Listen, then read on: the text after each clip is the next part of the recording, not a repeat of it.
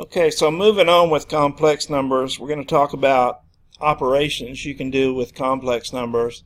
And the first operation I'm going to do is addition or subtraction of complex numbers.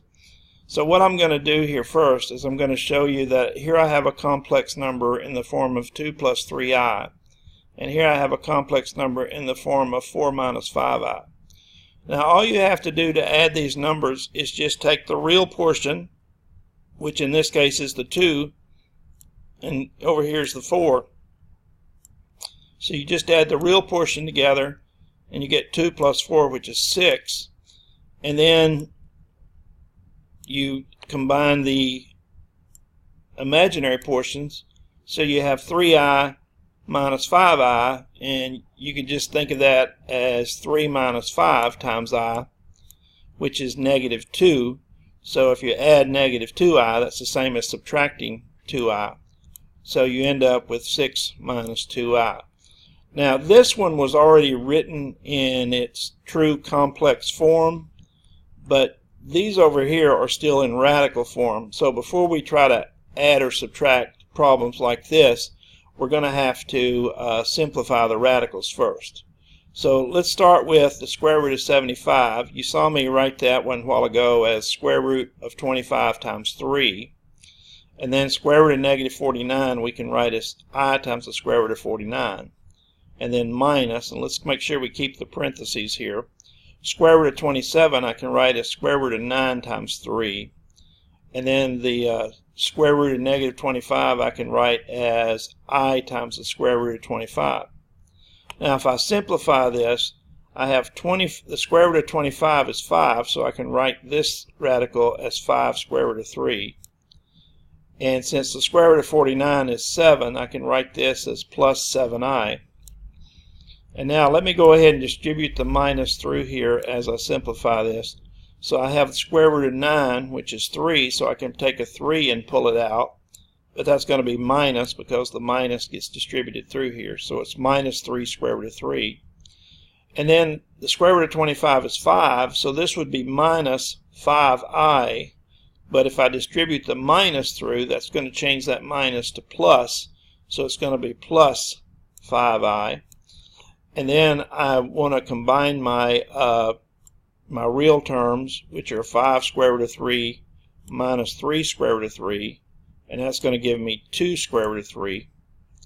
And then the 7i plus 5i, those will combine and give me 12i. So the final answer here would be 2 square root of 3 plus 12i. Okay, so that's how you add or subtract complex numbers. Now let's look at multiplication of complex numbers. The first example, I'm just going to show you a distributive property. So here if you take 5i and multiply it by 3 minus 2i, then you would have 5i times 3, which is of course 15i, and then 5i times negative 2i, that would give me minus 10i squared. Now remember that I told you earlier I squared is the same as negative 1. So anytime you see I squared, we're going to replace it with negative 1. So that's going to be minus 10 times negative 1. Now you might ask why I wrote it this way. Well, I know that minus 10 times negative 1 is going to be the real portion, and generally we write the real portion first. So I'm just going ahead and writing the real portion of this complex number first. So I have minus 10 times negative 1, and then I'll put the plus 15i over here.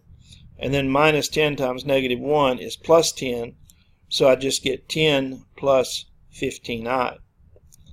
Now here I have two complex numbers, but they're binomials. So we can use the FOIL method to multiply these together. So if we take the product of the first terms, 4 times 2, we get 8. If we take the product of the outer terms, 4 times 3i, we get 12i. If we take the product of the inner terms, negative 7i times 2, we get negative 14i. And then last, if we take the product of the last terms, we get minus 21i squared. Now, I know that 12i minus 14i becomes minus 2i because 12 minus 14 is minus 2. And here's this I squared again, so I have to replace the I squared with negative 1. Okay, so I have 8 minus 2i minus 21 times negative 1. Well, minus 21 times negative 1 is actually plus 21. So I'm going to put it here by the 8. Okay, that way I can add the 8 and the 21 together and get 29. And then the minus 2i, just bring it down, bring it along down here. So I end up with 29 minus 2i. Now over here we have one a little more complicated because it's left in radical form. So I have square root of 2 minus the square root of negative 3 times square root of 5 plus square root of negative 6.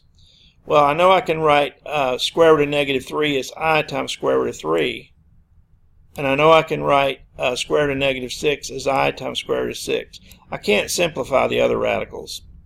So now I can multiply using the FOIL method. Now if you take square root of 5, or square root of 2 times square root of 5, that would be the square root of 2 times 5, or square root of 10. And then if you take square root of 2 times I square root of 6, well, the square root of 2 times square root of 6 would be square root of 12, and then don't forget your I that you had there. And then if you take minus I square root of 3 times square root of 5, well, the square root of 3 times square root of 5 is square root of 15, and then you've got a minus times a positive, so it's going to be minus I times the square root of 15. And then when you multiply the two last terms, you get minus I square root of 3 times I square root of 6. Well, minus I times I is going to be minus I squared, and then square root of 3 times square root of 6 is square root of 18. Okay, now we can actually simplify a little bit here. Square root of 10, I can't simplify square root of 10 because there's no divisor of that that's a perfect square. But square root of 12 I can write as 4 square root of 3. And then I can't simplify square root of 15. I can simplify square root of 18. Square root of 18 I can write as square root of 9 times 2. And then remember I squared is negative 1. Okay, so I'm going to make kind of a leap of faith here from this step to this step. I should have put in another step. But I'm going to write the real portion first. Now let's just follow along with me. So the square root of 10 doesn't have an I, so it's going to be part of the real portion here. And then if you look all the way to the right, you have minus a minus, which is going to be plus.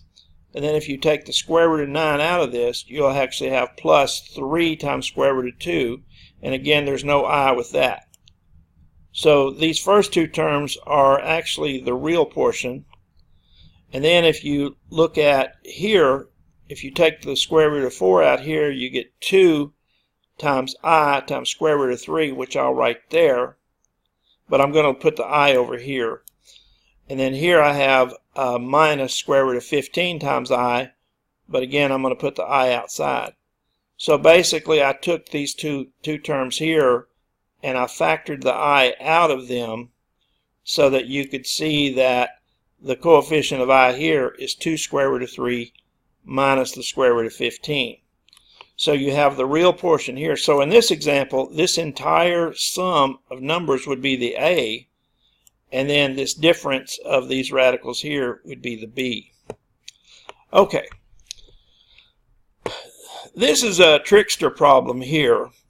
Here students would say, some students would try to multiply these together using the multiplication property for radicals. But if you read that property closely, it says you can only do it if these square roots are real numbers, and these square roots are not real numbers. So what I have to do is I have to write square root of negative 5 as I times the square root of 5. Now square root of 5 is a real number.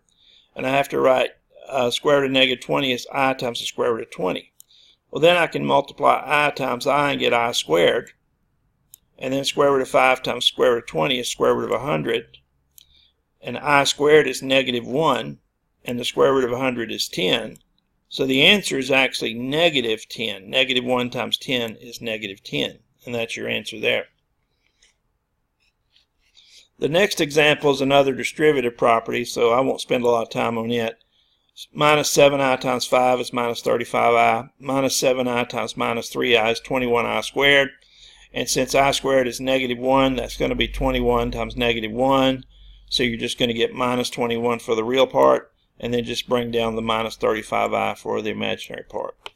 Now, this next example that I have here, these are conjugates, complex conjugates, 5 minus 3i and 5 plus 3i. And these are helpful in rationalizing. So if you multiply these, all you have to do is use the formula for multiplying difference of squares.